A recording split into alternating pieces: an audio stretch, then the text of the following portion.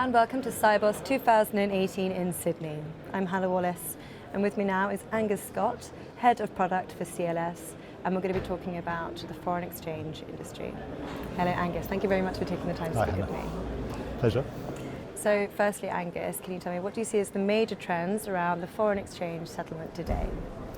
So the biggest and most obvious thing we're seeing this year is a big increase in volumes. Our volumes as a whole are up about 19% compared to the same period last year and 26% on the second half of 2017, which is quite a dramatic change compared to what we normally see. Driven by the general volatility in the FX markets around because of geopolitical uncertainty and other things like that. And who knows whether that will last.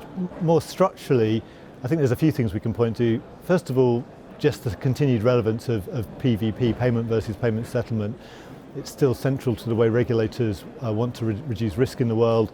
It's central to the BCBS and their approach to systemic risk. So that's really important and really important for us as a provider of that service. And then the third thing I'd probably point to is the growth of clearing in the FX market. It's been around for a long time as a theme.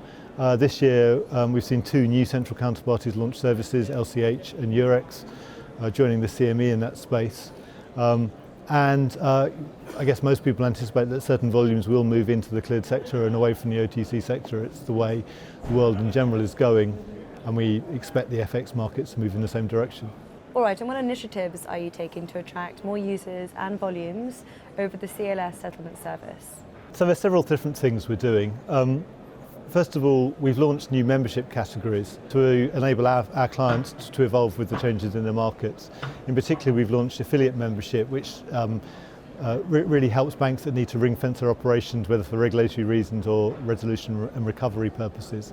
We make continued efforts in the third-party market. CLS has about 25,000 third-party participants. Third-party direct volumes are up 18%.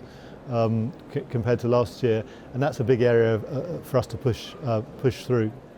But then we look at ways in which we can bring different types of volumes into our service.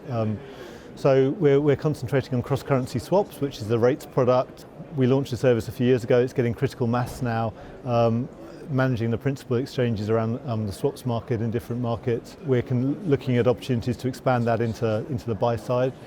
So that's quite an exciting thing. And then we're looking at sort of the different types of settlements that don't necessarily qualify for CLS in its main session.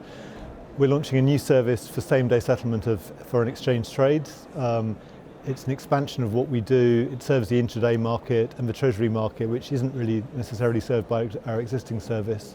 And then we're also launching a thing called CLS Net, which brings our service into the world of currency pairs which can't settle through CLS at all because they wouldn't qualify for the main session. So what we're hoping to bring is standardisation and efficiency to the wider market than exists currently.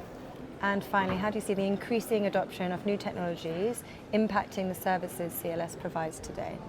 So there's a huge amount of change going on in the technology sector, and it could have a positive or a negative effect on our business. I think the first thing to say is that the CLS value proposition is not really based on technology. It's based on our ability to manage risk and offer finality of settlement across a broad range of currencies, which is, as I said, it's not a technology dependent thing, and it's quite a difficult thing for others to recreate. So that kind of gives us a certain amount of space. And the other thing to say is in our core market, because of what we do, because of our systemic importance, we have to use very tried and tested technologies. We're not really allowed to, and it wouldn't be appropriate for us to try out new technologies in that business. But of course, technology evolves over time. We evolve with it. Things like the adoption of APIs and so on, maybe that gives us new opportunities to remove barriers or to bring business into our service. So we'll keep a watching brief on that. And then more broadly, and outside of our core business, then we have opportunities to play with technology much more. I mentioned CLS Net earlier. One of the interesting things about that is that it's built on DLT technology. It's going live now. It's one of the first implementations of a DLT service in the capital markets. And it'll be really interesting to see how that gets adopted and what sort of value we can drive from that. So we do a lot. We operate in a very particular environment. But we're interested in ways in which we can use technology to improve our services. Fantastic, some exciting developments there. Angus, it's been a pleasure, thank you. Thank you. And thank you for watching.